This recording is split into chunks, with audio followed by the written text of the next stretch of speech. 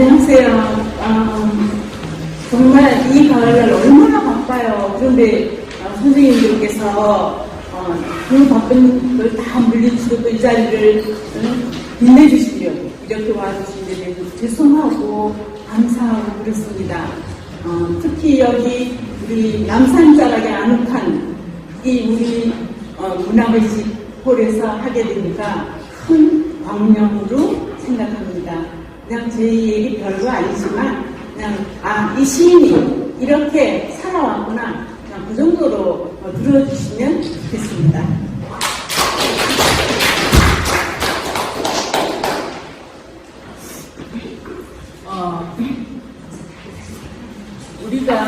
제가 오늘 이제 별 얘기가 아니지만 다 우리 시인들이 겪고 있는 일이지만 시는 혼자 온다, 혼자에게 온다. 이런 테마로 한번 정해보고 그 다음에 제가 많은 체험 또는 이제 사막을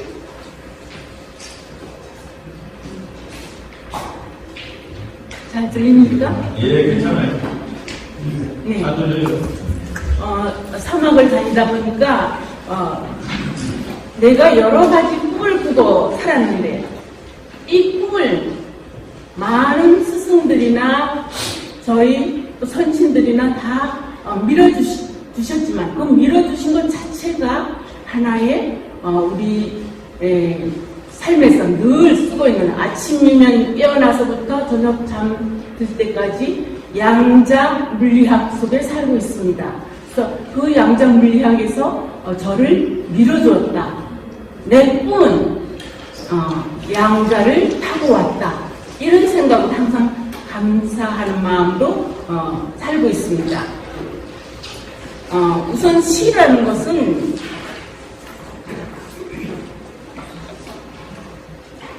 하나의 예술, 그 예술 중에도 예술의 꽃이라고 저는 생각을 하는데 이 시가 우리에게 오기까지 많은 일이 있겠지만 정말 편안하고 행복하고 아니라면 시가 안 오는 것 같았어요. 여러분들도 느끼셨을 겁니다.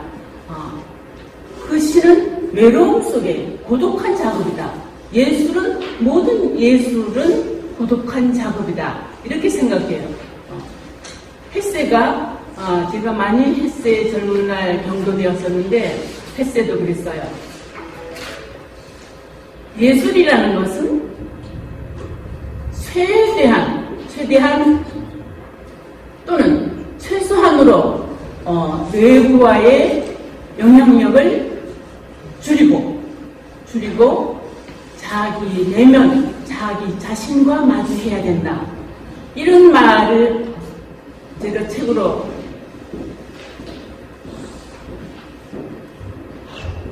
들으면서 읽고 들으면서 그렇다. 또 우리 이형기 시인을 제가 참 존경했었는데 이형기 시인은 늘 그랬어요. 저희가 이제 초창기에 시인으로 등단을 막 했을 때 들떠가지고 친구들 몇 명씩 몰려다니면서 찻집으로 밥집으로 이렇게 다니면서 이야기를 하고 이러면 이영희 선생님께서 늘 시인은 1인 공화국이다. 고독해야 된다. 외로워야 된다. 그 가장 대표 주자가 에밀 시오랑이다. 근데 사실 그래서 제가 에밀 시오랑이 누구지? 제가 찾아보고 또 책도 봤는데 거의 우리나라에 번역된 것들이 많지 않았어요. 근데 이제 그분의 책을 유일하게 제가 아주 옛날이기 때문에 잘 기억도 안 나지만 이 순간 나는 많이 아프다. 이런 책을 듣고 저수가 별로 없었는데도 불구하고 많은 시인 평론가들이 굉장히 이분의 문체, 너무 아름다운 문체다.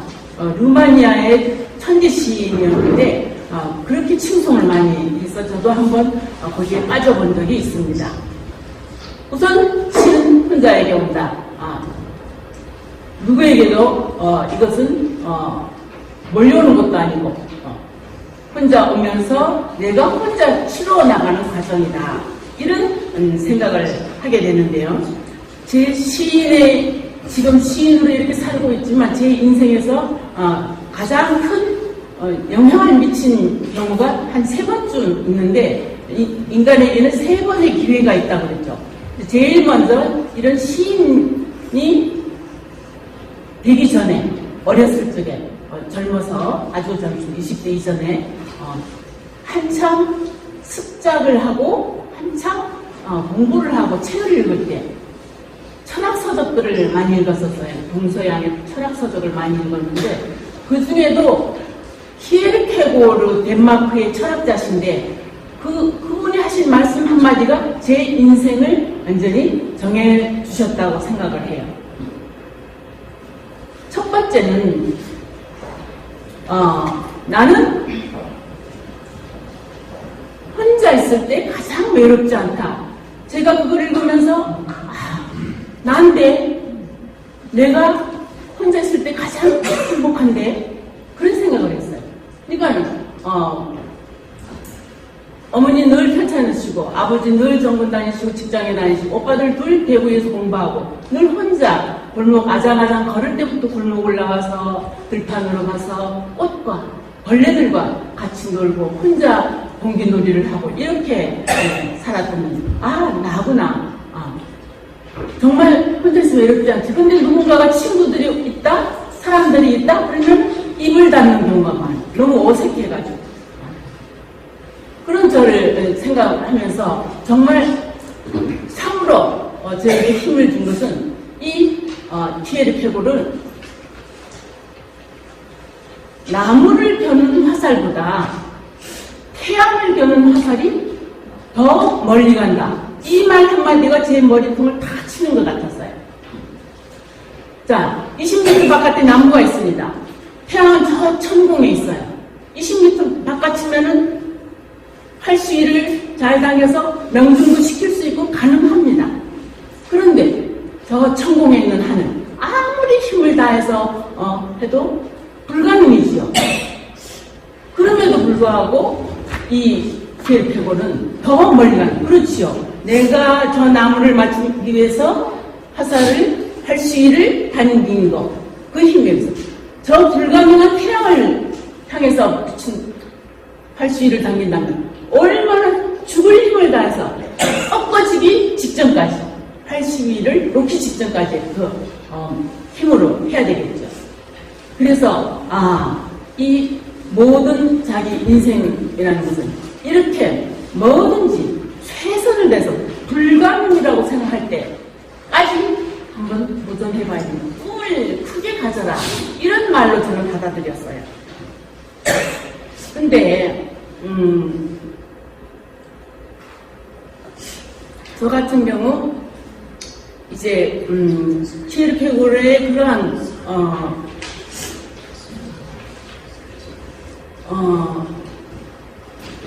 넘겨주세요.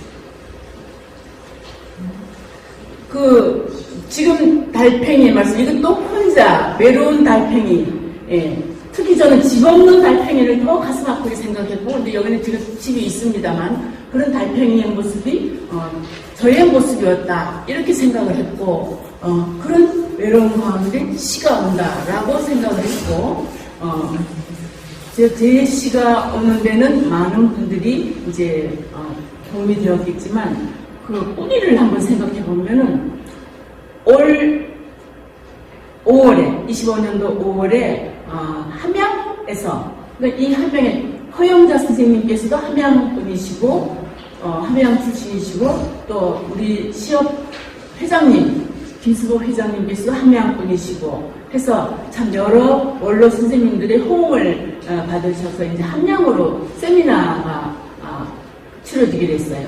근데 거기를 가서 이 많은 친구들이 또는 후배들이 그랬어요. 선생님 지리산 밑에라 해서 정말 깡촌인 줄 알았는데 어떻게 이렇게 아름다워요? 어떻게 이렇게 큰 학자님들이 많아요? 이런 말씀을 하시는 거예요. 그래서 그 말씀을 듣기 전에 저희가 이제 사막의 형제들이다 해서 이제 공인을 조그맣게 하고 있는데, 그때 한 10분이 모여서 오랜만에 회합을 가졌어요. 그때 윤효 시인, 그러니까 뭐 우리가 이제 사회주의자라고도 칭하고 사회도 많이 보시고 또 아주 정중하고 깍듯한 분이고 아주 꼿꼿하신 분이 정말 시인으로서 많이 배울 점이 참 많은 분인데, 그분이 자리에 다들 앉자마자 여기 함양을 고향으로 두신 분 계십니까? 이런, 그때 이제 다들 얼굴도 많이 잘 알지 못할 때고 이런 때여서 그래서 제가 손을 들었어요. 그랬더니 이 윤효 시인께서 90도로 꺾어서 절을 하시는 거예요. 하시면서 함양 참 아름답고, 제가 이번에 그 태송화 동인들이 문학기행을 갔다가 함양을 돌아보면서 너무 큰 감동을 먹었습니다. 그랬어요. 그래서 그러고 앉으셨어요. 저도 막 얼떨결에 이제 인사를 받고는 가만히 생각하니까 딱 떠오르죠. 뭘로 감동을 받았을까? 우리 함양에는 정말 전국에서 힘들게 찾아보기 힘들게 상림이라는 곳이 있는데, 이 상림을 그냥 아름다운 숲이 아니라 큰 뜻이 있었습니다. 신라 시대에 그 최치원 스님께서 함양 퇴수로, 현감으로 내려오셔가지고 이제 다스리다 보니까 해마다 그 함양 평야 가운데를 강물만한 그 냇물이 흐르는데, 그치? 여름이면 그냥 전부 홍수가 져서 사람들이 궁핍하게 사는 모습들이 많이 보였어요. 이거는 이제 최치원 선생이 참 영민하신 분이고 하니까 이 강물을 길을 바꿔야 되겠다. 그래서 그 평야 바깥으로 강물을 빼기 위해서 매년 높은 뚝을 쌓았어요. 사람들 부역 또 이제 그 농한기를 이용해서, 그래서 뚝을 많이 쌓고 뚝만 쌓아가지고 또 이제 흘러가니까 그 위에 나무들을 계속 심었어요. 그러면 또 죽고 몇 년이고 그렇게 오래오래 했습니다. 나무가 자라서 정말 뿌리가 내려서 그 물기를 완전히 돌릴 수 있을 때까지 이렇게 하시고 가야산으로 들어가셨다 하죠. 근데 저는 최치원 스님이 가야산으로 들어가는 거 신선이네 어쩌네 하지만, 그것보다 우리 함양을 정말 가장 아름답게 살리신 분이다. 그래서 지금 함양에 가면 상림 20리, 하림 20리 이렇게 숲을 조성을 했는데, 그 뒤에 이제 계속 사람들이 살아가면서 주변의 나무를 베고 또 옆에 하림 20리는 6.25 때 비행장을 만들면서 그걸 다 베었어요. 그 비행장을 만들었었어요. 그래서 지금은 그렇게 길진 않지만 지금도 아람들이 신라시대부터 있던 몇 아람 되는 그런 고목들이 굉장히 많이 있고, 사람들이 거기 한번 특히 가을에는 정말 아름답습니다. 거기 세종대왕의 아드님 한 분도 거기 묘소로 또 모셔져 있어요. 그런 함양 이제 거기 함양 성림에다가 또 그 시업에서 우리 회원들이 그러면서 개평 지곡인데 그 개평이라고 하는 마을이 풍천노 씨와 하동정 씨의 집성촌이었어요. 근데 그러다 보니까 거기서 가장 이제 뭐 높은 그런 양반네들끼리 풍천노 씨, 하동정 씨가 서로 대를 바꿔서 서로 결혼을 하던지 이렇게 했는데, 거기 가면은 개평에 가면은 일두 정여창 선생님의 고택이 있습니다. 그 고택은 제가 어렸을 적에 엄마 손을 잡고 아장아장 걸어서 거기를 갔을 때는 집집마다 다 큰 기와집이어서 100여 채가 있었다고 합니다. 근데 그 집들을 지금 후손들이 이제 뭐 많이 팔아먹고 그 자재들을 뽑아서 또 도시인들에게 팔고 해서 그렇게 많지 않습니다만, 거기를 가면은 이 정여창 선생 누구냐? 바로 이제 우리 외할머니가 풍천노 씨시고 어머니께서 하동정 씨셨어요.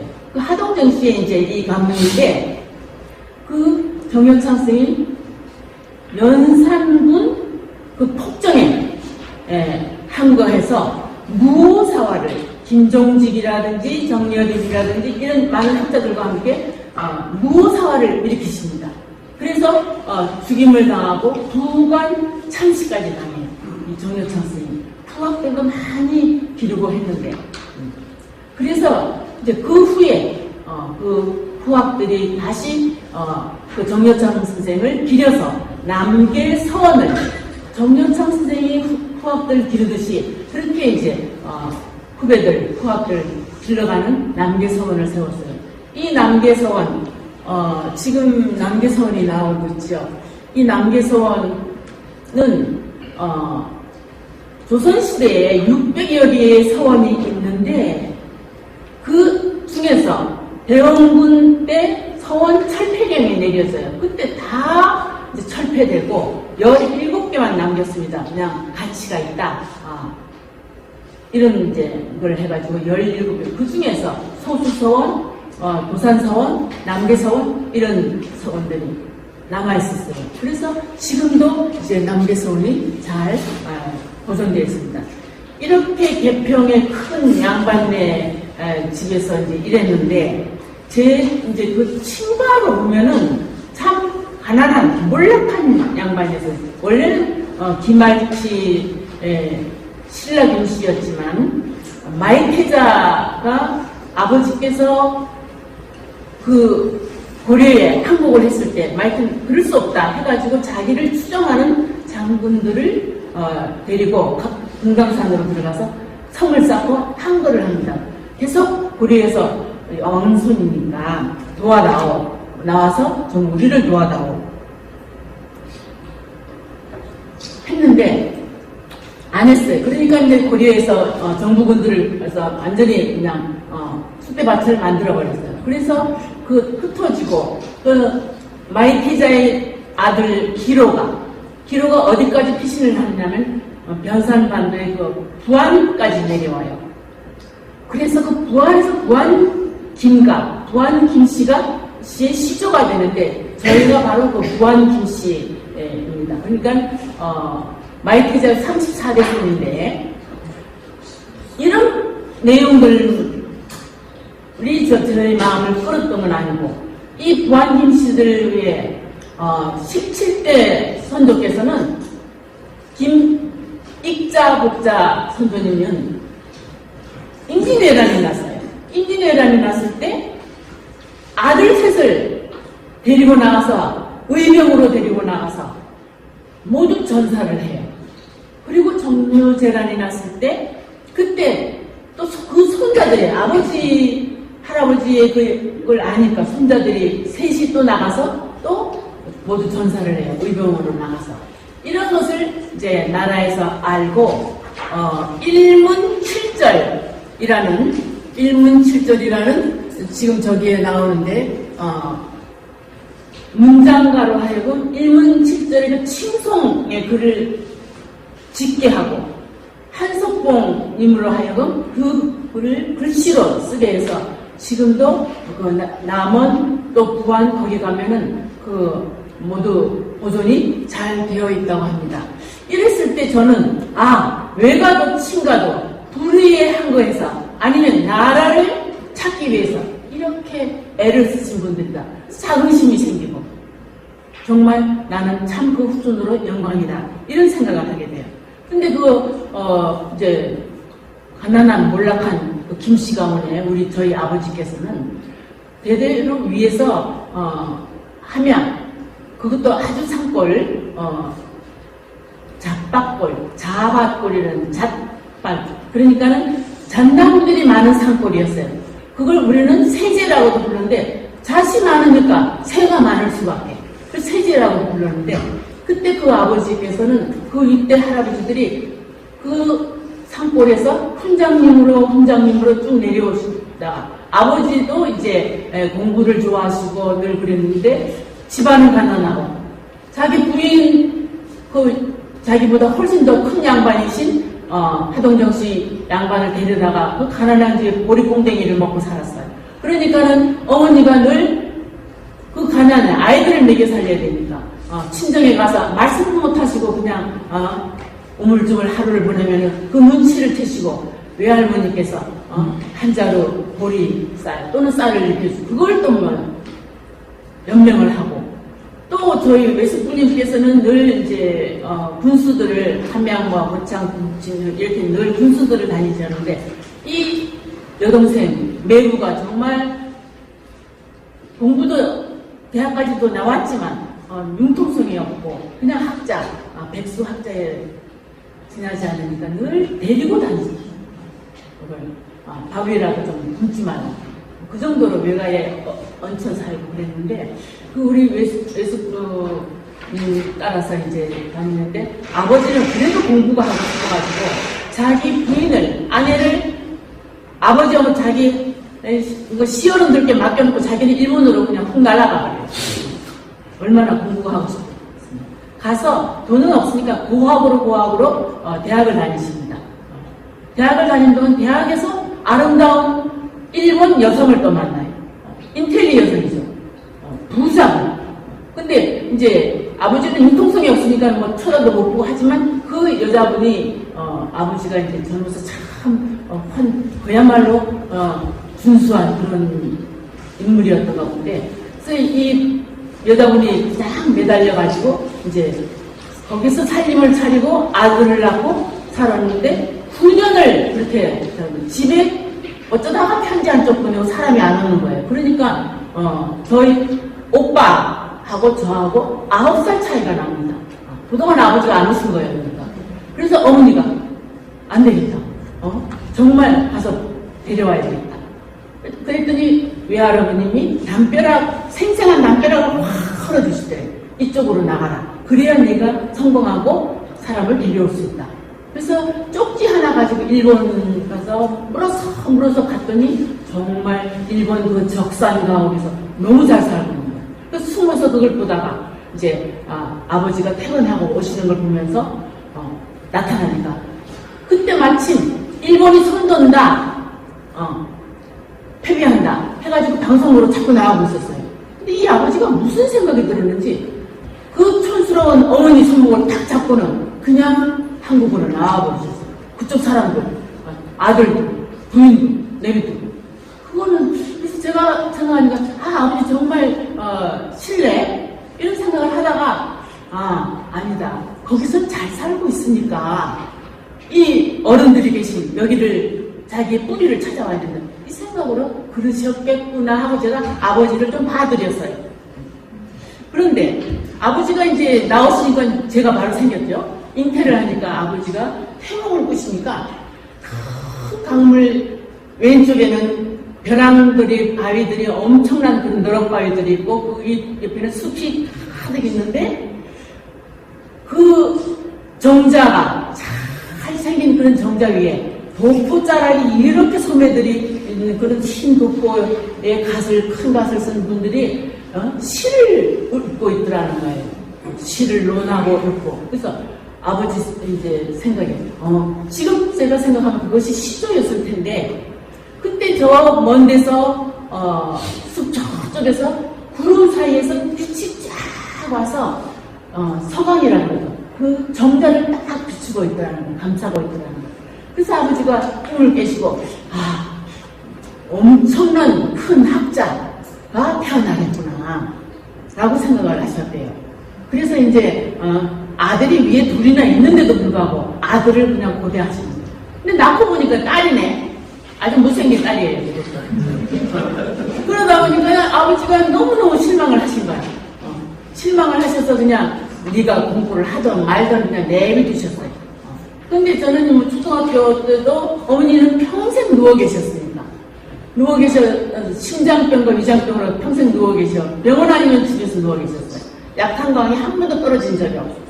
그걸 아버지가 약을 다 다리시고 그랬는데 그 어머니가 누워 계시니까 초등학교를 제가 청량에서 가는데 초등학교도 이웃집 아주머니가 와서 여기 손수건 하나 매달아가지고 입학을 시켰어요.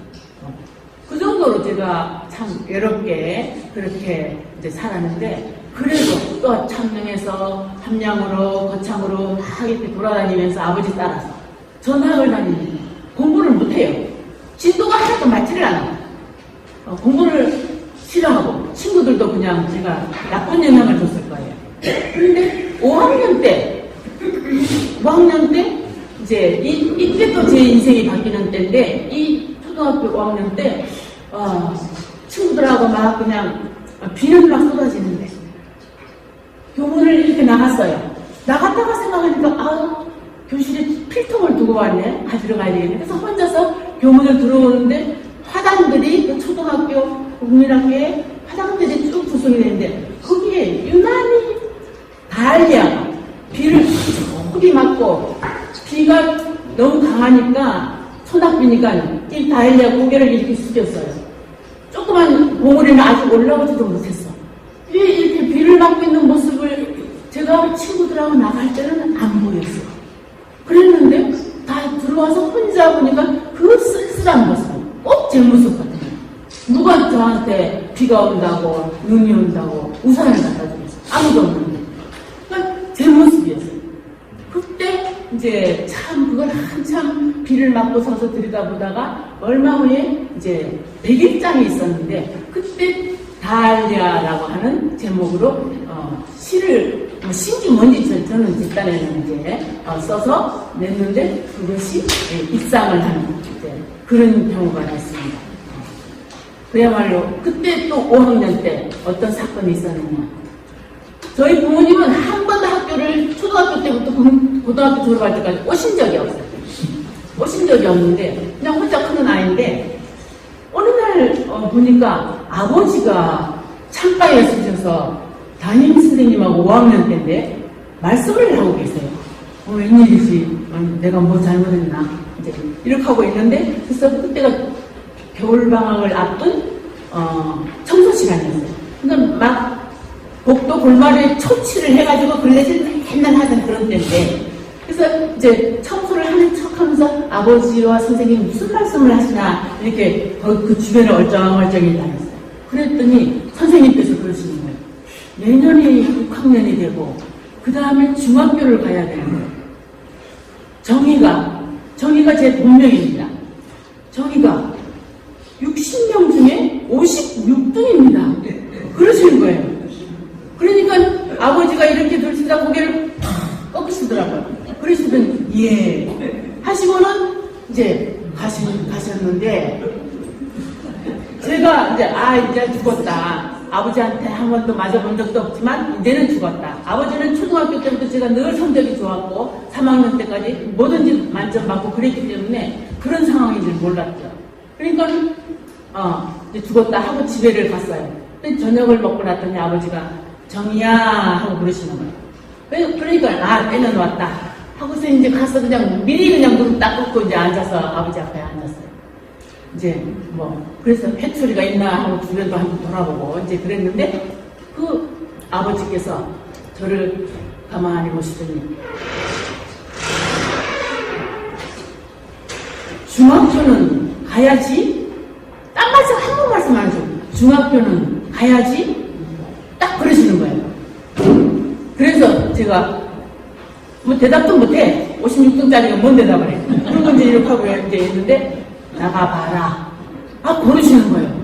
제 쪽방이라고 조그만 방이 있는데 거기 와서 가만히 생각하니, 야, 이거 중학교는 가야지. 세상에. 제 머리를 탁 치는 것 같았어요. 그래서 저금통을 막 열어봤더니 그때는 용돈이라는 개념이 없고 세뱃돈, 그건 모아뒀던 거.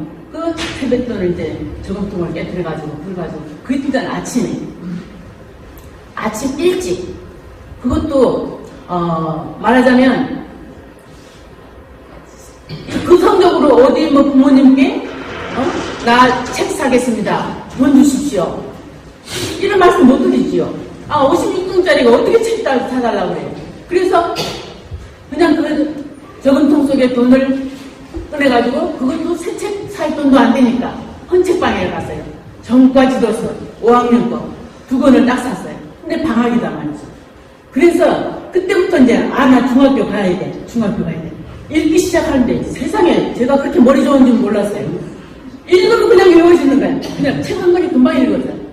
그래가지고 한 20일 만에 그 5학년 책 전까지 도서를 다 띄었어요. 근데 안 되는 거는 좀 산수가 좀 안 되고 과학이 좀 안 되는 거예요. 그래가지고 6학년을 올라갔습니다. 올라가서 첫 시험 보기 전에 그때 이제 첫 시험을 보니까는 5학년 때 공부한 게 있어가지고 중간을 했더라고요. 60년 중에 중간을 했어. 그래서 다행이다. 그러면 하고 아버지한테 용기를 내서 저 전까지 도서 사서 공부하겠습니다. 그래라. 전까지 도서를 그때는 새 책을 샀죠. 새 책을 사가지고 이제 공부를 그냥 막 들어가는 거예요. 그러니까 또 선생님 말씀도 이제는 정신 차렸으니까 잘 듣겠죠. 그래서 그걸 이제 중간 성적에서 다음 성적을 또 보니까 시험을 보니까 거의 10몇 등, 13등으로 제가 지금 기억을 하거든요. 그렇게 올라서는 거예요. 올라서고 그 다음에 13등, 그 다음에 반에서 말인데 반에서 좀 있다가 또 시험을 보니까 거의 앞에 10등 안에 마지막 시험을 보니까 전교 1등을 하게 된 거예요. 그래서 전교 1등을 하니까 선생님들도 깜짝 놀라고 그 5학년 선생님이 놀래갖고 뛰어오셨어요. 뭐라고? 정희가 56점짜리 정희가 전교 1등을 했어.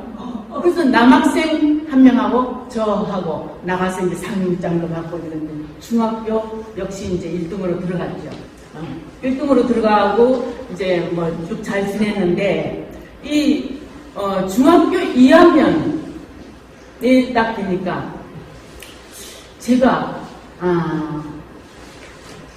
그때 무슨 생각을 했는지 모르겠어요. 제 외사촌이 저랑 이제 그 하동정 씨 일두 선생 15대 손인데 저도 그러니까 15대 손이고 그 친구 서로 오빠네 누나네 하고 서로 맨날 싸우고 어릴 적부터 그냥 단짝처럼 손잡고 다니고 있는데 걔는 나중에 이제 부산으로 공부하고 저는 서울로 이제 오고 이렇게 해서 길이 달라진 그는 의사가 되고 저는 이제 선생이 되고 이런 일이 됐지만 그때 당시 그 중학교 2학년 때 뭘 알았는지 그 외사촌이 지 친구 남자 2명 더 넣고 제가 내 친구 1명 더 넣고 그 친구 한 달 전에 제 여자친구는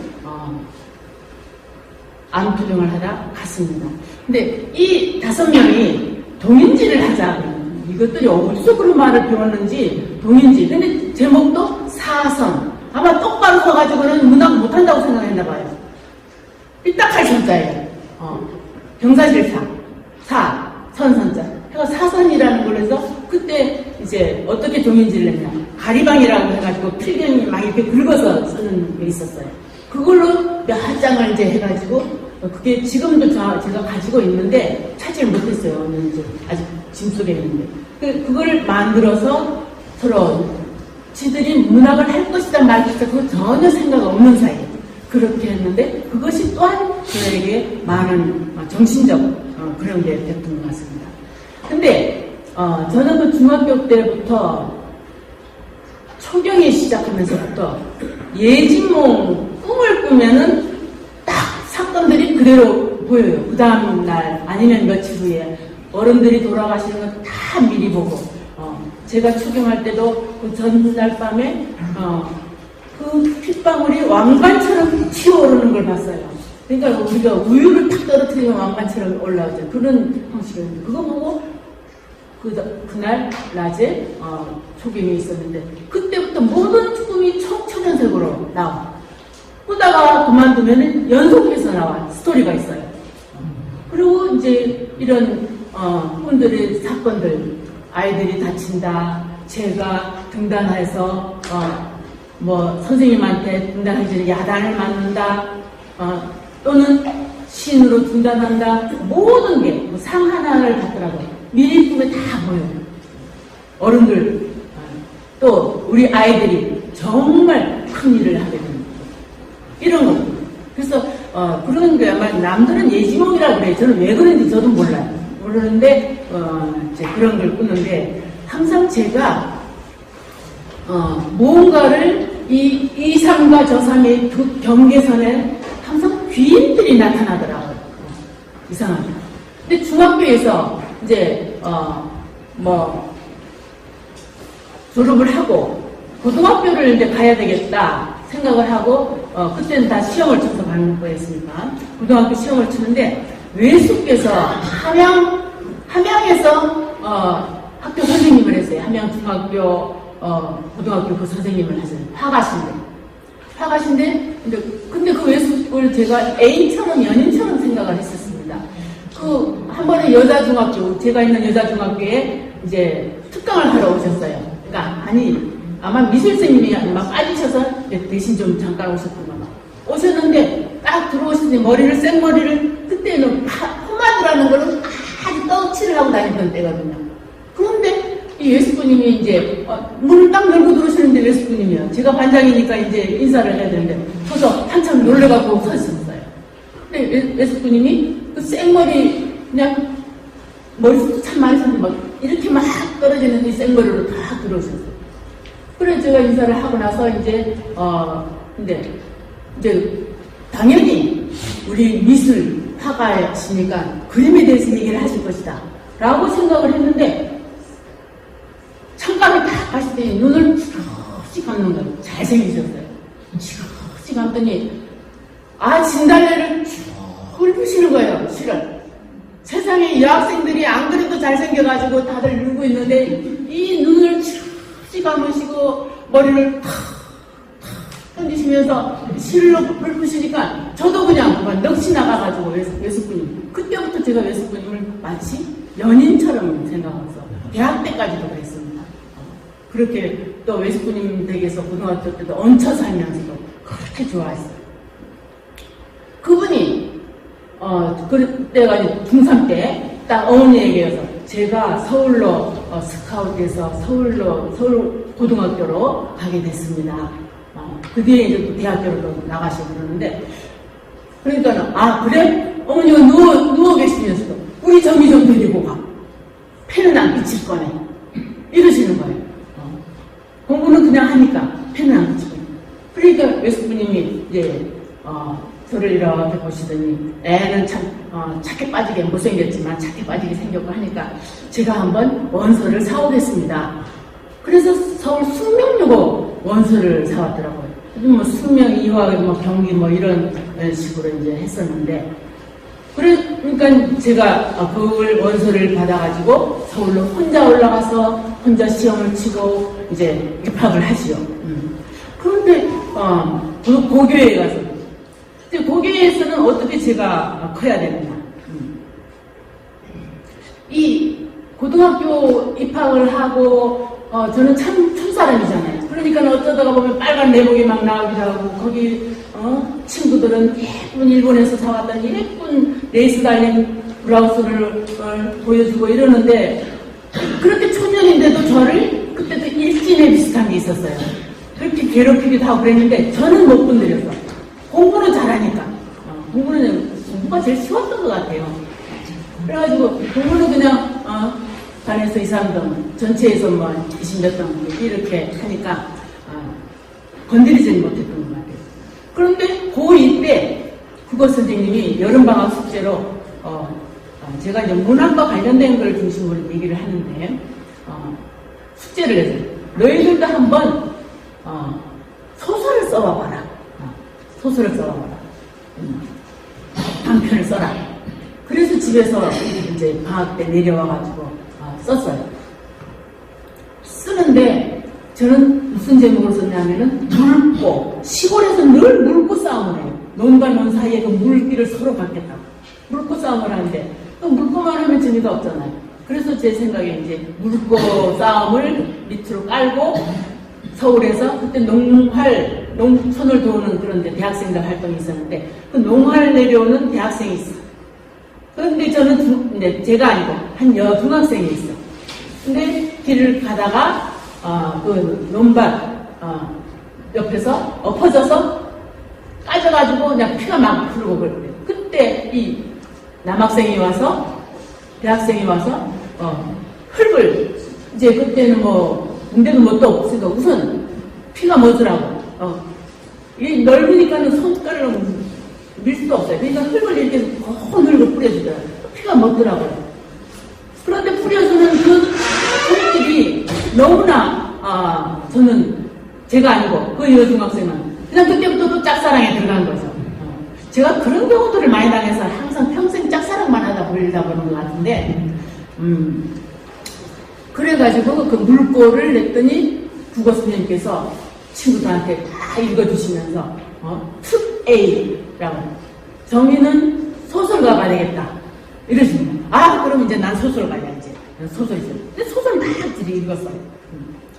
읽고 근데 이제 고3 다 돼가는데 제가 해숙이라는 친구하고 윤구라는 친구가 가장 친하고 친구밖에 없는데 그 친구들 제가 혼자서 외갓집 얹혀 살던 외갓집에서 나와서 자취를 하니까 제 눈앞에다 저도 없을 때 저희 자기 집에서 김치도 훔쳐다가 갖다 놓고 고기도 계란도 그냥 갖다가 거기다 놓고 이게 굶는 줄 알고 이제 그렇게 한 그 친구들이 있어요. 그 친구들이 이제 친했는데 고3 때 제가 그랬어요. 우리가 너무 모범생으로 살았잖아. 모범생 살았는데 그러니까 고등학교 때 추억이 없잖아. 우리 추억 하나 사고 치자. 그랬어요. 그러니까 그래 그러자. 그래가지고 소주를 한 병 사고 이제 땅콩, 오징어를 사고 신문지를 가지고 올라가서 그 옥상에 깔고서 킥킥거리면서 그 술을 마셨던 기억이 나요. 그러니까 제가 그 모양을 떨고 살았으니까 시험 될 리가 없죠. 시험 될 리가 없고 떨어졌어요. 그 친구들은 됐는데 제가 혼자 또 자취를 하는 방 조그만 방에 이 친구 둘이 이제 왔어요. 재수생 때. 그때 와서 찐빵을 먹으면서 하는 얘기가 각자의 꿈을 얘기를 하는 거예요. 근데 해숙이라는 친구는 독실한 기독교인이었는데 나는 세계를 다니면서 우리 기독교를 전도를 하고 예수님을 경배하겠어. 그랬더니 또 이 윤구라는 친구는 새엄마 밑에서 되게 고생하고 살았어요. 그 동생들 돌보면서 가난했고. 그러니까 나는 부자가 되겠어. 그랬어요. 근데 얘들이 나중에 진짜 지금도 해숙이라는 친구는 세계 러시아로 어디로 다니면서 전도를 하고 다녔어요. 그리고 이 윤구라는 친구는 의사하고 결혼을 했어. 그래서 부자가 됐어요. 뜻을 이루었죠. 이 누가 이루어주냐? 나중에 나오는 양자가 이루어준다. 왜? 내가 원하고 주변에서 원하는가? 양자의 그 힘이 밀어주는 힘. 그 기가 옮겨가는 거예요. 그래서 저는 그때 그랬어요. 나는 이렇게 가난하지만 난 세계 일주를 할 거야. 그리고 시집 한 번을 딱 낼 거야. 이 말을 했어요.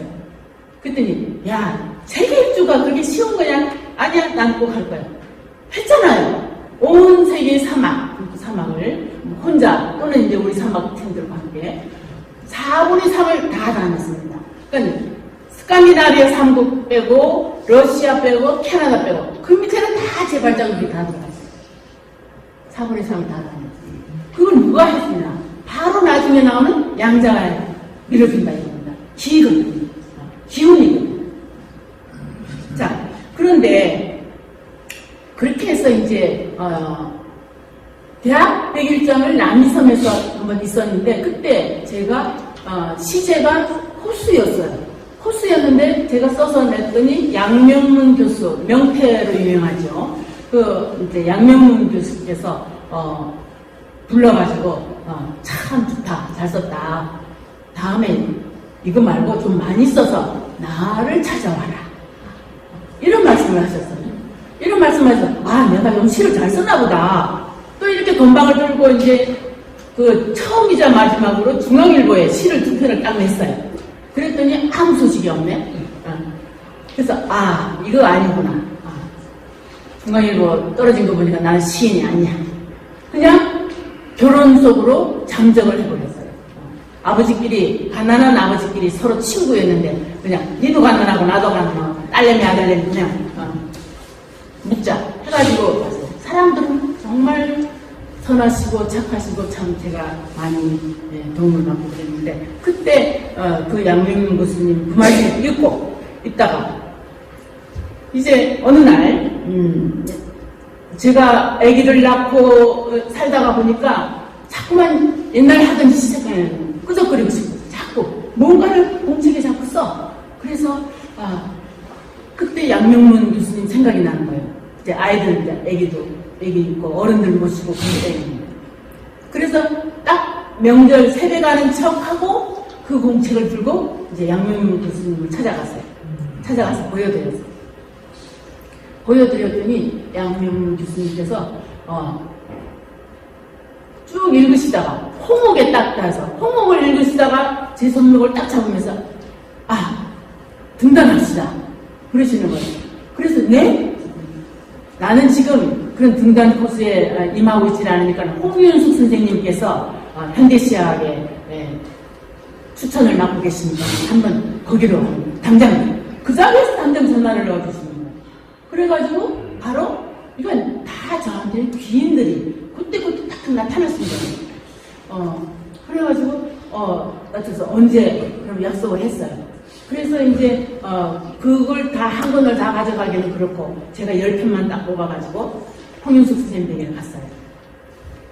찾아가서 선생님이 이렇게 읽으시더니 한 4편 읽으시더니 딱 밀어내시는 거예요. 그러시면서 시는 이렇게 곱고 아름다운 게 아니야. 시는 이렇게 곱고 아름다운 게 아니야. 시는 활시위를 최대로 당겼을 때 그 긴장감을 써야 돼. 그 긴장감이 시에 나타나야 돼. 나는 제자가 별로 없네. 한두 사람밖에 없어. 다른 분들은 많이 있겠지만 딱 그 말씀을 하십니다. 그래서 하루는 그냥 울면서 장순동 고개길을 내려왔어요. 그래서 그냥 그래 나 시인 아니야. 나 시 못 써. 난 깡보기 못해. 또 접어버렸어요. 그리고 몇 달이 흘렀습니다. 흘렀는데 홍윤숙 선생님께서 전화를 하셨어요. 김 선생 왜 시 안 가져오세요? 네? 저 시 제목이 못 된다고 생각하고 접었습니다. 아니 시인이 되고 시를 쓴다는 게 그렇게 쉬운 줄 아셨습니까? 소리를 팍 치시는 거예요. 그래서 아니 제가 그런 시를 써도 되겠습니까? 그럼요. 감각이 좀 남다르고 좀 더 노력하면 되는데 노력도 안 하고 시인 되려고 했어요? 그래서 네 선생님 감사합니다. 신이 나가지고 막 방학 동안에 내리 써제끼는데 그냥 막 쏟아져 나오는 거예요. 그래서 그때 막 그냥 한 30편 이렇게 쏟아져 나오는 거예요. 그때는 왜 그렇게 쏟아져요? 물론 그 앞에 뭐 최승자라든지 김예순이라든지 유명한 시인분들의 시를 또 많이 읽고 그리고 또 이제 배기고 했었는데 그걸 막 쏟아져 나오고 그거를 가지고 이제 또 선생님을 찾아갔어요. 홍윤숙 선생님 때 딱 찾아갔는데 한 10몇 편을 가져갔는데 선생님께서 이렇게 7편을 딱 보시더니 또 뒤로 딱 미시는 거예요. 제 앞으로 미시는 거예요. 아이고 이제 또 틀렸다. 또 틀렸다. 그러는데 선생님께서 됐어요. 우리 빨리 추천해 놓고 바로 올해 시집을 냅시다. 이게 무슨 소리예요 도대체. 안 된다고 그렇게 말씀을 하신 분이 뭐 시집이 당장 나와. 그래서 제가 네? 그냥 얼떨떨 해가지고 그러니까는 시가 다 고르더라는 거예요. 고르니까 앞으로 더 써도 금방 한 번을 분량을 채우겠다고 생각을 하셨나 봐요. 그래서 실제로 그 해 첫 시집이 나옵니다. 그리고 이제 선생님께서 뭐라고 말씀을 하고 다니셨는지 김종기 선생님께서는 제가 김추인입니다 하고 인사를 드릴 때마다 아이고 그 시 잘 쓰신다는 분이군요. 돌아가실 때까지 그러셨어요. 그 돌아가시기 한 달 전에 제 시집 받으시고 또 인사를 드시고 근데 그리고 한 달 있다가 돌아가시고 이제 사모님이 먼저 돌아가셨죠. 그런 일이 있었고 그랬는데 제가 사실 처음에 그 소설을 쓰겠다, 소설에 미쳐가지고 소설 쓰겠다 했을 때 소설 하나를 써서 김우정 교수님을 등단하기 전이죠. 찾아갔을 때 선생님이 그 조개탄 그 스토브에 이렇게 쪼그리가 있어서 그걸 다 읽으시더니 하얀 태양이라는 소설을 써갔어요. 한센병, 제 주변에 그런 분이 있어가지고 한센병과 또 거기에 사랑을 곁들여서 이렇게 썼는데, 썼더니 선생님 다 읽으시고 군이 뭐 까미야 살을 들어야 이렇게 어렵게 쓰게, 소설은 이렇게 어렵게 쓰는 게 아니야, 쉽게 써야 돼. 그러셨어요. 그래서 이제 그 말씀을 듣고, 네, 다시 써오세요. 아, 그러는데 뭐 다시 씁니까? 저는 판단이 굉장히 빨라요. 그러니까 그 겨울이었는데 눈이 쌓인 경희대 그를 내려오면서 탁 또 난 소설 아니야. 접어버렸어. 소설 아니야. 그리고 나서 이제 그래도 자꾸만 뭐가 써고 싶으니까 이제 소설은 접었으니까 이제 시를 또 한번 써보자 하고 또 시를 또 꽂아버렸어. 그래가지고 그 시를 또 써서 신동욱 교수님, 제가 이제 대학원 다닐 때 연세대학교에서 신동욱 교수님 항상 아이고 우리 김 선생이 몇 살, 한 7살만 어려도 내 며느리를 삼는 건데 이렇게 이제 사랑해 주셨는데 그분한테 이제 용기를 가지고 왔어요. 그러면서 하는 얘기가, 저는 김무정 선생님께서 이렇게 소설 써갔더니 이렇게 그런 어렵게 쓰는 게 아니라고, 쉽게 써야 된다고 하셨습니다. 그래서 최대한 시를 쉽게 쓰려고 애를 썼습니다. 그랬더니 이 선생님이 가만히 읽고 있어도 고개를 바짝 드시더니 소리를 치시는 거예요. 아니, 왜 예술이 대중 쪽으로 내려갑니까? 예술이 대중이 예술 쪽으로 올라와야죠. 이 말씀을 딱 하시는 거예요. 이것도 아니네. 그리고 또 이제 됐어요. 그런 식으로 이제 늘 그랬다가 양명문 선생님을 뵙고 이제 홍윤숙 선생님께 이제 또 그런 야단을 맞고 그해 첫 시집이 나오면서 현대시학에 그때도 이제 전봉근 선생님, 제가 마지막 제자가 아니라 이제 추천자라고 생각이 되는데, 그 전봉근 선생님 참 아프시기 직전이셨어요. 그때 제가 86년도에 나왔는데 그냥 찾아뵐 생각을 못했어요. 그때는 뭐 시인들이 좀 부족해서 그랬는지 그냥 1년에 2번씩 청탁을 하셨는데, 그런데 이제 마침 지나가다가 아프시기 직전인데 가다가 한번 여기라고 했는데 올라가보자 하고 그 삐걱거리는 충정로 계단을 올라가서 뵈니까는 바짝 마르신 분이, 하얀 분이 와이셔츠를 입고 그 책 속에 묻혀서 교정을 보고 계세요. 그래서 제가 가서 김치인입니다 인사했더니 이렇게 보시더니, 아니 선생님, 나는 여태 청탁을 하면서도 남자분인 줄 알았습니다 이제 이러시는 거예요. 아마 시가 그렇게 막 곱고 여성스럽지 못했나 봐요. 남자분인 줄 알았습니다. 그래서 그때 이제 밥 한 개, 옆에 밥집에 밥 사드리고. 그런데 이분이 또 제 인생을 또 바꾼 게, 그분이 88년도에 돌아가셔요.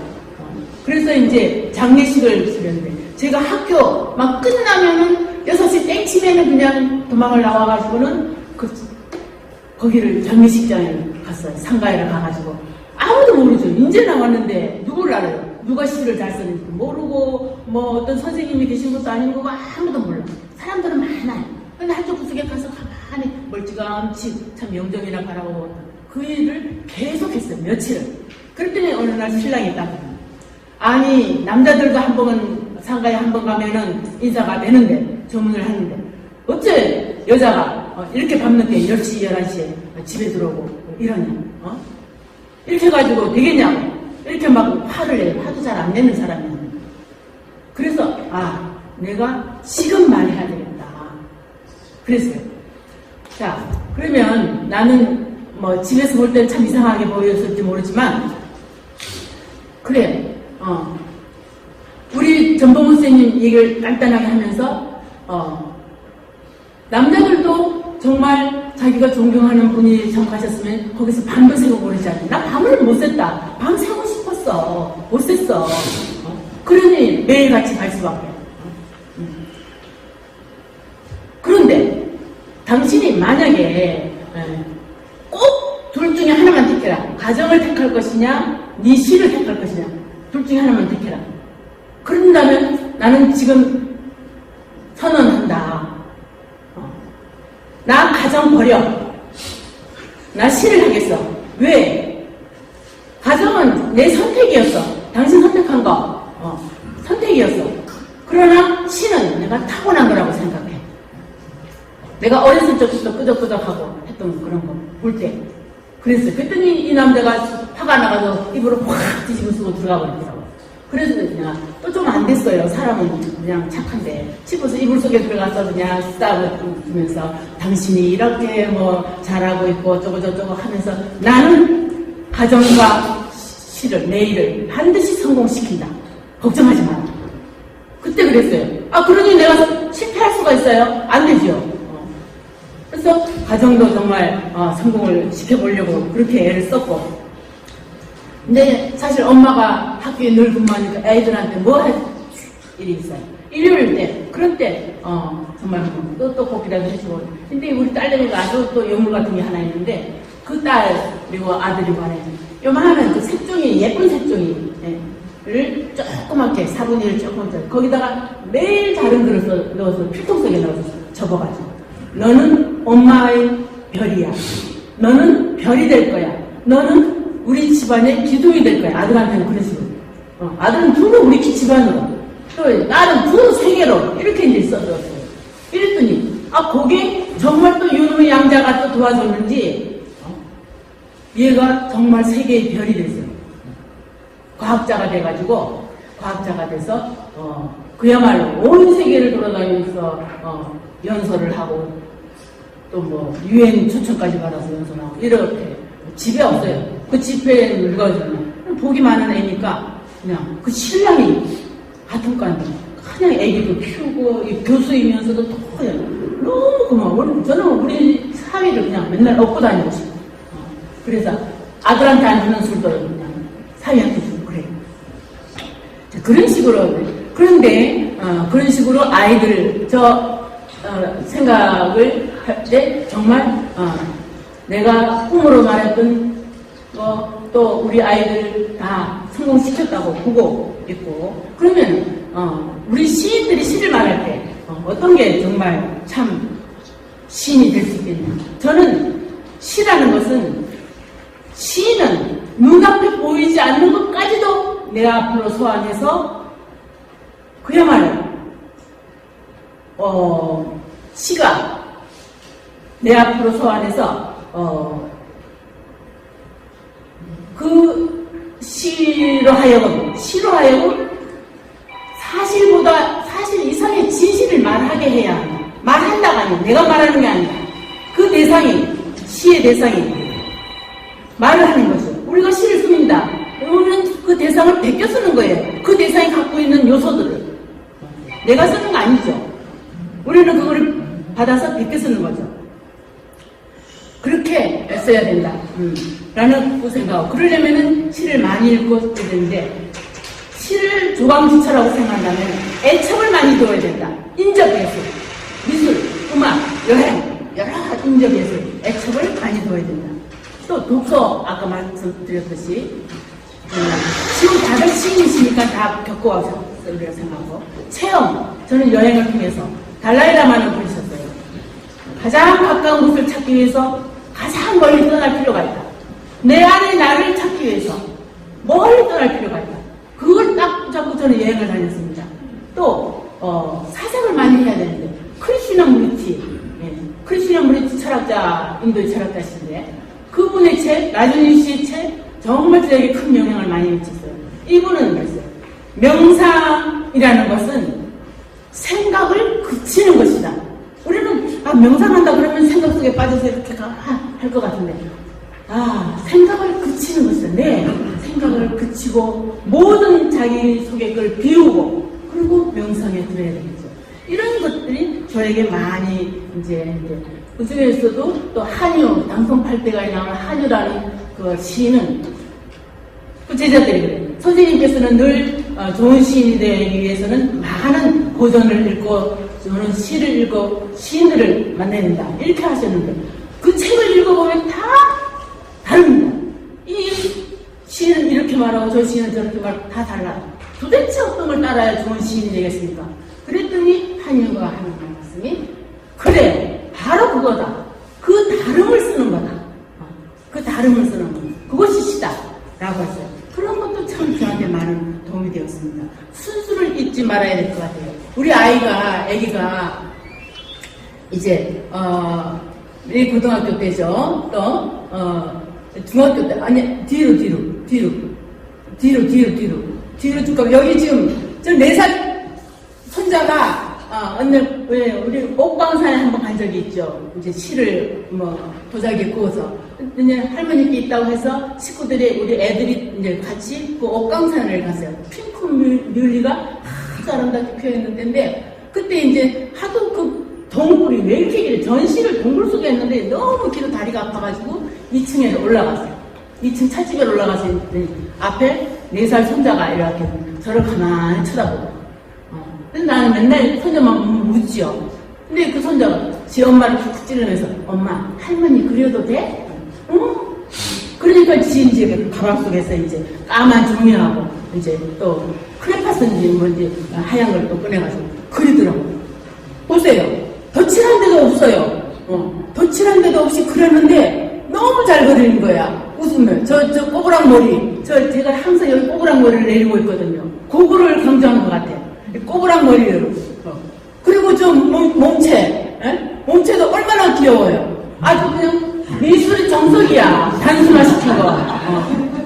그래서 내가 나중에 이제 어디서 이제 디카시를 달라고 그러더라고. 그래서 이제 요거하고 또 이제 사막에 나무 한 그루 쫙 있는 거 그거 하고 해서 이제 시를 보냈었어요.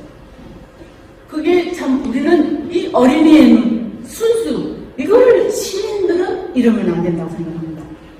그야말로 우리 시인은 몽상가라 새벽에 살아서 저 같은 경우는 새벽에 없어지니까 온 집안이 난리가 나서 왜 밤에 자다가 가만히 생각하니까 물안개가 보고 싶어 갑자기 그 새벽에 가야 물안개를 온도 차이로 해서 물안개가 생기고 그래서 내가 전에 받았던 그 연못을 막 차를 타고 갔어요.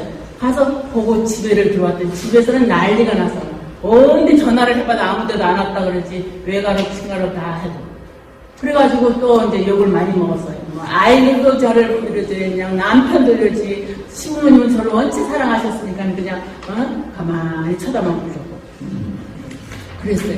그리고 이런 모든 아름다운 일들이 전부 저는 양자가 나를 이렇게 만들어 왔다 라고 생각해요. 도대체 양자가 뭔데? 내 꿈은 양자를 타고온다 이렇게 했는데 그러면 우리 몸에서 세포는 생명체의 기본입니다. 기본 단위예요.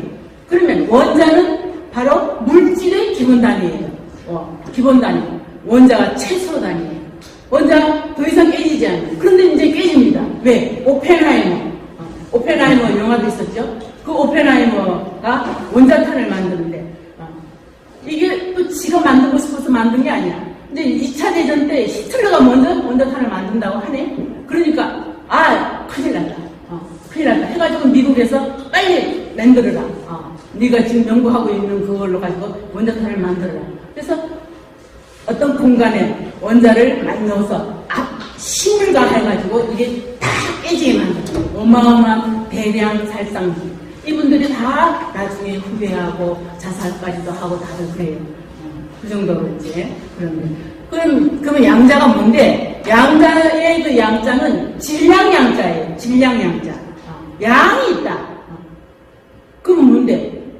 자, 이 양이 있다는 것은 어떤 물질 속에서 나온 그것이 에너지의 양이 있다. 에너지 양이 요만큼 쓸 때 요만한 사건이 생기고 에너지가 이만한 쓸 때 이만한 사건이 생기고 모두 그 현상들이 에너지의 양으로 만든다. 그래서 이 양자의 양자는 질량 양자입니다. 헤아리는 시는 우리는 뭐 하나 만들어서 엄청 복잡하게 하고 길게 하고 이러는데 시는 그 5만 만부를 만드시면서 딱 한 가지 원자 한 가지로 만들었어요. 그런데 그러면 원자 한 가지로 다 만들었으면 나무도 책상도 너도 나도 빛도 물도 그러면 다 똑같이 생겨야 되는데 왜 다 다르냐?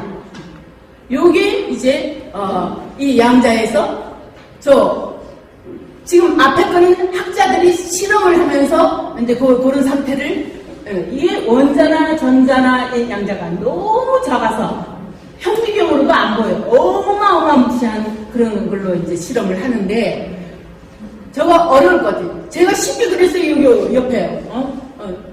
꾸물꾸물하게 그린 거. 자, 원자.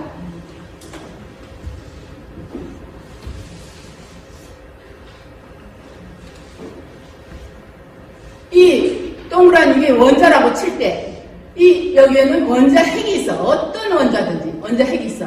여기 점점점점 이건 전자들입니다. 요 전자들이 요물이에요. 그러니까는 원자가 모든 것이 원자면으로 하나만 생겼다면 다 똑같이 생겼어야 되는데 우리 다 다르잖아. 생긴 거, 썩닐머리, 뭐 성분 다 틀리잖아. 이것이 바로 이 전자가 말하자면 둘이 튀어나가느냐, 셋이 튀어나가느냐, 어느 쪽으로, 동쪽으로 튀느냐, 오른쪽으로 튀느냐, 뭐 서쪽으로 튀느냐에 따라서 그 모양과 성질과 모든 것이 결정이 된다고 해요. 그 전자가. 그래서 우리는 이 양자에서 전자를 아주 중시하는데, 여기서 가장 중심이 되는 양자 물리학이 많아요. 이론이 엄청나고 아무도 양자 물리학을 이해했다고 할 수 없다. 모든 학자들이 지금 그러고 있는데, 이 양자 물리학에서 첫째는 원자 이야기, 아까 말했던 그 원자 이야기다. 두 번째, 그 원자는 파동과 입자로 되어 있어요. 파동과 입자로. 자, 지금 우리 연못에 돌을 하나 던집니다. 그러면 파문이 생겨요. 이 파동이에요. 그런데 이것들이 이제 어떤 벽이나 가위돌에 부딪히면은 그것이 또는 눈으로 관측이 되면은 그때 딱 보여요. 입자로 보여요. 이렇게. 이 파동으로 나가요. 하나의 구멍을 통해서 나가도 또 다시 파동으로 나가다가 다시 두 개의 구멍이 있으면 두 개의 구멍으로도 파동은 나가요. 나가서 어떤 벽에서 입자로 만날 때는 하나로 탁탁 찍혀요. 그러는데 이런 파동과 뭔가 입자의 그런 성질이 있고, 그러니까 이런 원자의 스토리, 이게 첫 번째고, 두 번째 제가 가장 중요시하고 여러분들이 모든 꿈이 이루어지고 여러분들이 모든 생활이 이루어지는 게 두 번째 내용입니다. 이 두 번째는 서로 떨어져 있는 존재끼리 영향을 미친다. 자, 나는 여기 있어요. 여의도에 방송국이 있어요. 떨어져 있어요. 그런데 어떻게? 내가 이 파동수, 바로 주파수이고 진동수입니다. 이 파동수, 주파수를 딱 맞추면 그쪽 주파수하고 탁 마주쳐가지고 내가 보고 싶은 드라마가 탁 나와. 다큐가 탁 나와. 라디오도 마찬가지. 전화, 나 그 사람 목소리가 듣고 싶어. 할 말이 없어도 그냥 듣고 싶어. 그랬을 때, 이 우리 공기 중에는 온갖 원자의 전자들이, 파동들이, 입자들이 크게 섞여서 돌아다녀요. 이럴 때, 내가 그 파동수, 진동수를 딱 맞춰서 전화를 딱 걸면은 딱 마주치죠. 이 공기 중에 있는 것들이 그때 탁 서로 마주치는 거예요. 다 나머지들은 다 섞어보고. 이렇게 해서 이루어지는 거. 이것이 서로 영향을 미친다. 그러니까 우리가 그것만이냐? 자, 기도를 해요. 간절히 바래요. 내 아들이 과거 시험에 되기를 정한수 써놓고 이루어져요.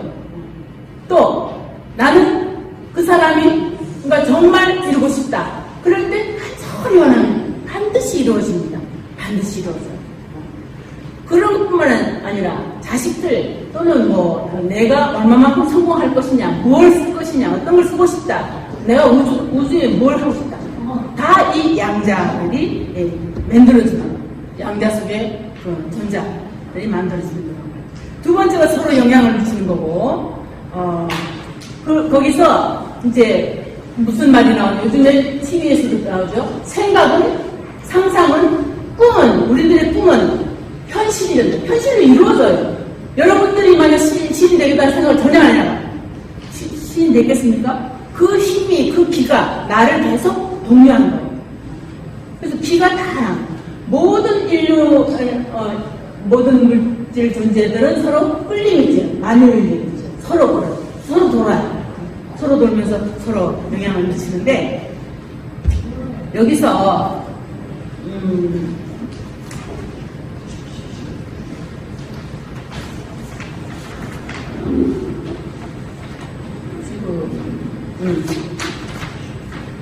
근데 이제 이런 두 번째가 양자를 상호하는 두 번째 떨어져 있는 존재. 그다음 세 번째는 불확정성이 있다. 불확정성이라는 것은 말하자면 우리가 기차를 타고 가다가 먼 동네를 바라보면 참 평화로워 보여요.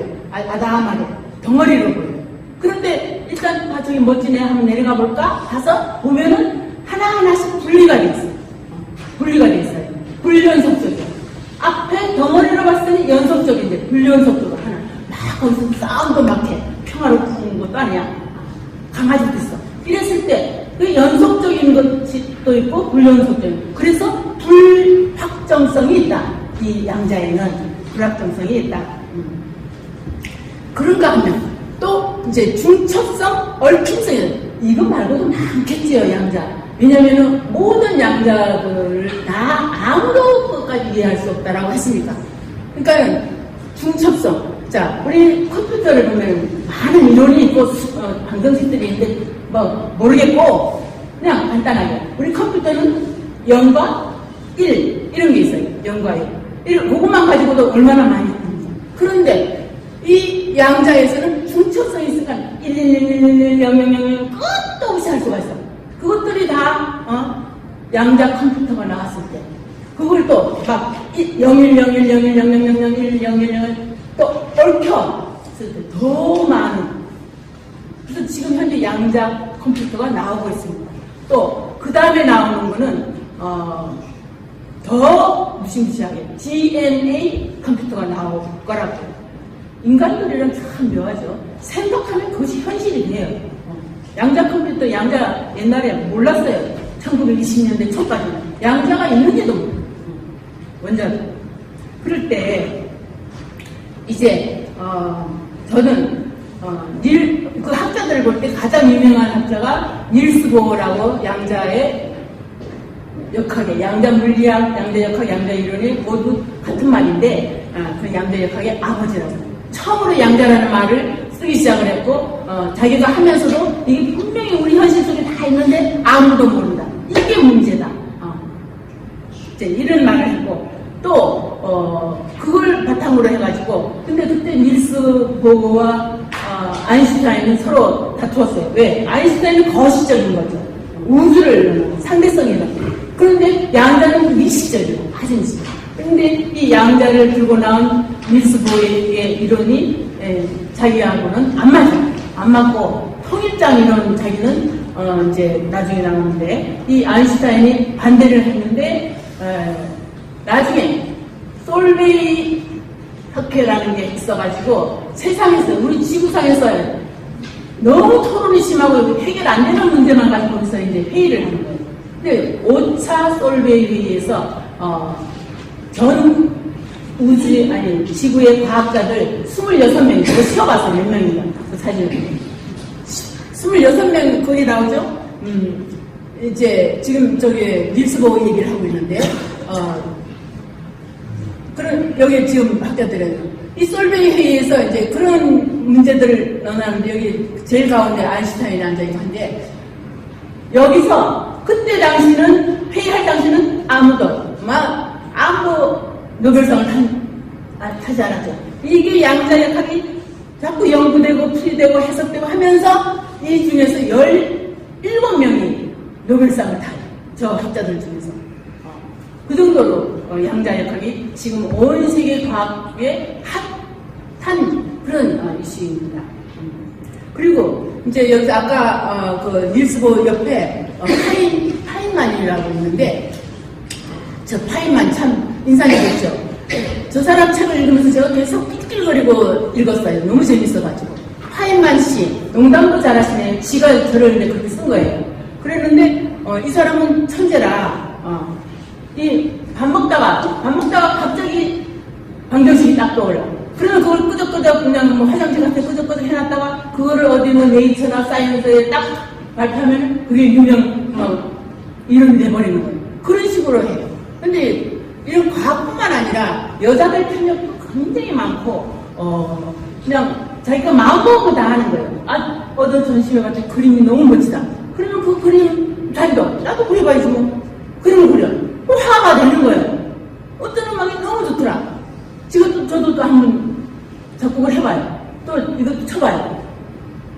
그러면서 또 음악가 되는 거예요. 생각하면 다 이루어지는 거예요. 얼마나 천재인지. 근데 이제 여자 편력을 딱 한 가지를 보면은, 어느 날 이제 늘 혼자, 평생 혼자 살았으니까, 이제 창가에 앉아서 늘 차나 마시는 그런 찻집에 가서 앉았는데, 그걸 보니까 한 미인이 저쪽에 어떤 남자하고 사랑을 속삭이고 그냥 얼굴을 그냥 들이댈 듯이 하고서 얘기를 하는 거예요. 근데 그 여자가 너무 아름다운 거예요. 그래서, 저 여자 멋진데. 그래서, 나중에 이제 그 점원한테, 그래. 나를 도와주면 내가 네 보수가 얼마인지 모르겠는데 10배를 주마. 그랬어요. 어떻게 하면 되는데? 그러니까 다른 게 아니고 저분들이 나중에 오면은 네가 차그릇을 가지고 가서 차를 주면서 사고를 좀 차라. 그럼 사고를 어떻게 치냐? 뒤에서 그 남자의 이렇게 하고 앉았을 거 아니에요. 뒤에 앉아서 남자의 구두를 탁 쳐라. 탁 쳐라. 그러면 된다. 그럼 끝나. 그럼 너는 10배를 받는 거야. 그랬어요. 그랬더니 그래요. 하겠습니다. 그래서 이제 그 여자 남자들이 이제 어느 날 이 남자는 거의 할 일도 없고 하니까 창가에 가서 맨날 뭐 빈둥빈둥 그야말로 이제 공부를 하고 그러는데 이렇게 왔는데 그 점원이 차를 딱 이제 주문을 받아가지고 가요. 가다가 이제 미끄러진 척하고 그 남자의 구두발을 팍 찼어요. 그랬더니 이 구두가 그냥 가가지고 그러니까 그 앞에 앉은 여자는 치마자를 뚝딱 그냥 넘어가서 막 위로 올라가서. 그러니까 이 여자가 막 그냥 너무 창피해가지고 막 화가 나서 바깥으로 뛰쳐나갔어. 남자가 뒤따라가도 뭐 어디로 가는지 모르고. 이때 이 남자가 창가에서 가만히 보고 있다가 그 여자 뒤를 따라가서 그냥 마음이 아프시죠, 뭐 어쩌시죠 하면서 그냥 위로를 하면서 이럴 때 빨리 마음을 안정시켜야 되는데 차라도 한잔 하시면서 안정시키시죠. 데리고 가서 이야기를 해요. 이 뭐 과학자고 학자고 뭐 또 여자 필리기 심하니까 말을 좀 잘하겠어요. 그러니까 이 여자가 홀딱 넘어가서 그래서 거의 평생 그냥 애인으로 살다시피 했어요. 그 현남자를 버리고. 그럴 정도로 참 재미있는 천재. 김상훈 교수는 우리나라인데 저런 분들이 이제 여러 가지 연구 결과 이런 것들을 아주 쉽게 우리가 이해하기 쉽게 또 책을 많이 썼습니다. 양자에 대해서. 그래서 저희가 생각할 때 나는 이제 이런 양자가 다 나를 이끌어주고 도움을 줬다 생각하는데 우리 시어머님이 마지막으로 시아버님 돌아가시고 몇 년 있다가 시어머님 돌아가시고 났더니 우리 큰 시누님이 저한테 우리 손을 딱 잡고 이 자네 고생했네 그동안 애썼네 이제부터 자네의 인생을 사시게 이러시는 거예요. 막 가슴이 막 뛰더라고요. 그래서 그때부터 용기를 내서 참 옛날부터 가고 싶었거든요. 사막 그냥 막 밤을 새고 막 사막을 조사하고 막 댕겨 막 여기가 어떠고 저기가 어떠고 그렇게 하고 떠나요. 무조건 떠나. 또 뭐 제 동생이 뭐 이제 제 올케를 뭐 옆에다 붙여가지고 가기도 했지만 뭐 그런 식으로 너무 좋아요. 사막을 갈 때마다 제가 그냥 눈물이 쏟아져요. 애를 봐도 그렇게 쏟아지진 않을 것 같아요. 그런 식으로 이제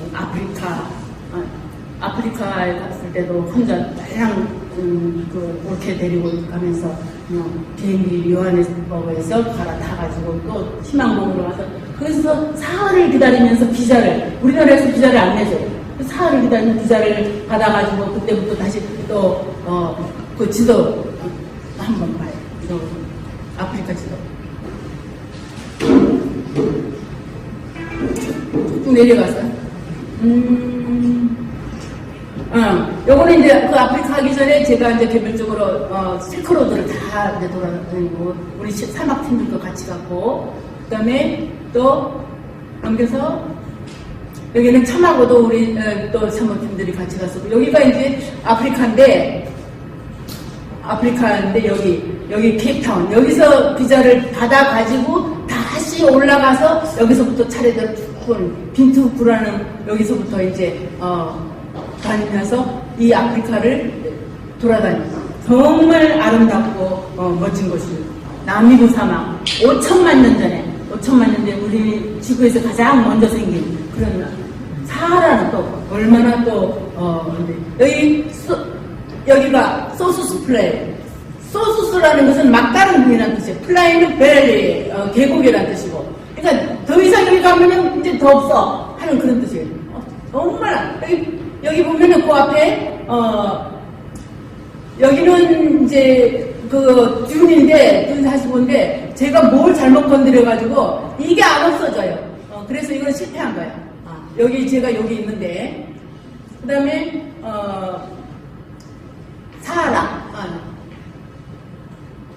사하라 혼자 이때는 완전히 그냥 정말 죽을 고생하고 다녔고 위험도 많았고 네 다시 근데 여기서는 그런 사하라는 옷도 천막도 모두 낙타털로 돼 있어요. 낙타털로 돼.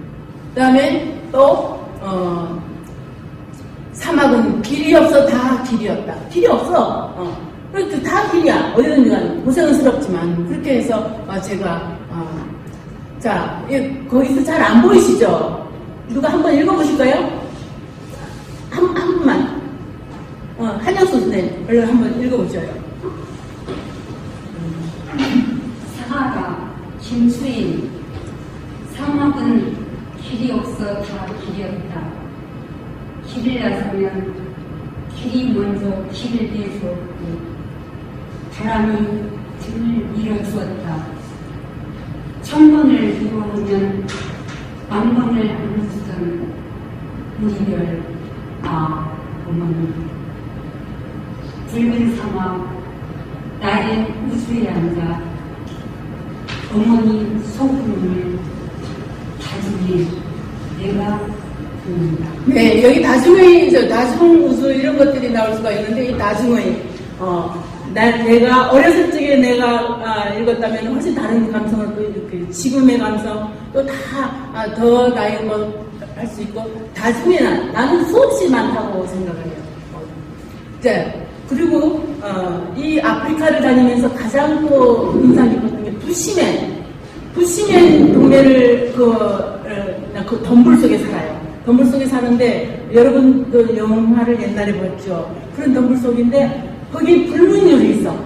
우리는 그거를 보면서 역시 아름다운 인간은 아름다운 성선설이 맞겠다.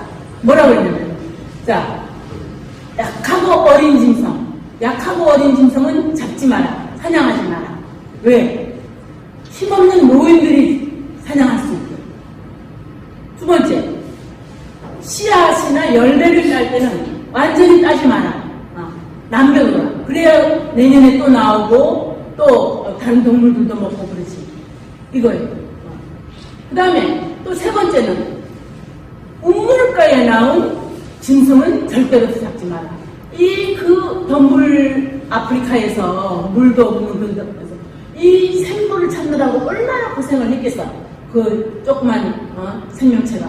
그래서 겨우 찾아서 이제 물을 먹는데 그거를 사냥을 한다? 그거는 인간의 그게 아니라는 거죠. 그래서 우물가에 나온 생명체, 동물, 짐승은 잡지 마라. 이 세 가지는 그 사람이 법으로 안 정해도 불문율로 정해져 있다고 해요. 제가 오늘 정신없이 그냥 여러 가지 그 외에 이제 남미 쪽에도 이제 있는데 시간이 그냥 지금 여기서는 마추픽추 미국으로 혼자 가서 거기서 갈아타고 페루 리마에서 가서 들어가기 시작을 했어요. 그래서 이제 생판 모르는 사람들을 만나가지고 마추픽추 3,000 몇백 미터 그 산 위에 이런 아주 정말 그 옛날 문화 아름다운 그 문화들이 있어요. 지금 여기서는 다 이쪽으로 나오면 더 그 문화가 잘 보여요. 그 집들도 남아있고. 그 다음에 여기 이제 이 감자인데 세상에 온갖 감자가 다 있죠. 우리 감자도 남미에서 온 겁니다. 남미에서 온 거예요. 지금도 가면 이렇게 감자 온 것들이 있어요. 또 여기는 이제 그때 당시 이 페루가 완전히 부패를 해가지고 정복해서 남미 사람들, 페루 사람들이 손재주들이 많아요. 온갖 걸 만들어서 파는데 그걸 파는 거를 조금만 주고 다 뺏어가요. 그래가지고 늘 가난해. 찔찔이 들어가면 할머니가 우리 60년대, 50년대 왜 언덕바지에 연탄 깨진 거, 막 온갖 개수물 더러운 거, 야채 부스러기 다 버리고 있고 사람들 얼거보고 애 고추 내놓고 서 있고 딱 그 풍경이 너무 가슴이 아프더라고. 지금 이 세상에 이렇게 살다니.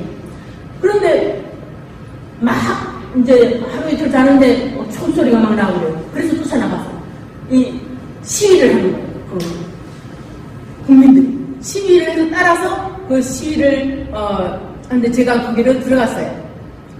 이제 여기 그 앞에 여기 지금 다 외국인들이죠. 이 사람들은 관광객들이에요. 관광객들 중에서도 이제 페루 사람들, 이런 사람들 옷도 잘 입고 그랬잖아요. 거기 사람들은 안 그래요. 저는 여기 있습니다. 근데 이제 저는 한국에서도 사실 시위 잘 안 했어요. 한번 지켜보자. 니들이 얼마나 잘하나 하고 이제 그런 형이었는데 너무 가슴이 아파가지고 제가 쫓아 들어갔습니다. 그 다음에 이제 그런 아픔이 있는가 하면은 그 옛날 잉카 문명들 세상에 이거 뭐 종이로 그린 겁니까? 자르겠습니까? 여기를 보면은 이게 돌이에요. 돌담이에요. 잉카인들이 그대로 쿠스코 애를 가면은 성 있고 이런 잉카 돌담이 있는데 여기 종이장 하나, 면도칼 하나 안 들어가요. 이것이 12각돌, 여기 각이 이렇게, 각이 이렇게 12각돌 이제 그러는 건데, 도대체 어떻게 했냐. 이거는 분명히 외계인들이 와서, 뭐 우리 지구보다 뭐 몇만 년 앞선 그런 외계인들이 와서 그때는 와가지고 했을 것이다. 이렇게 보여. 안 그러면은 해결을 할 수가 없어. 그래서 그 옆에 막 이제 또 전쟁 나고 해서 무너진 데가 있잖아. 무너진 데를 그거를 흉내를 낸다고 우리나라에서 아니지 여기 사람들이 안 그러는데 뭐 너무 조잡하죠. 그래서 야 정말 그거다. 그 다음에 아까 말했던 우리 부시맨 올려서 네 작년에 파미르를 갔어요. 우리 여기도 우리 파미르 같이 갔던 우리 대원들 계시고 대장님도 계시고 한데 아름다웠어요. 파미르 그 뭐 히말라야 어디 뭐 높은 무슨 거기 나라 같죠. 파마루 우리말이에요.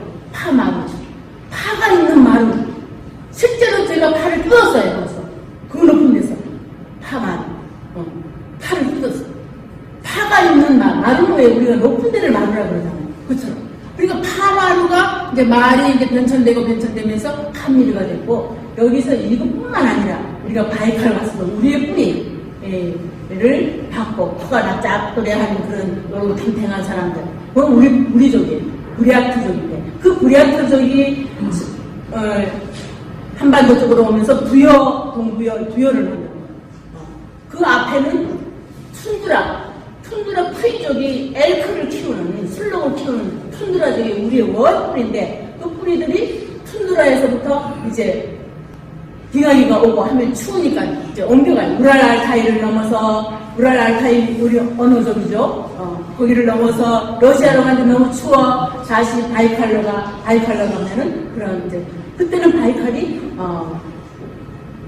온천이 많이 쏟았다고 그래요. 그러니까는 많은 인종들이 거기 와서 산 거예요. 근데 여러 나라에서 자기네 뿌리라고 할 수가 있어요.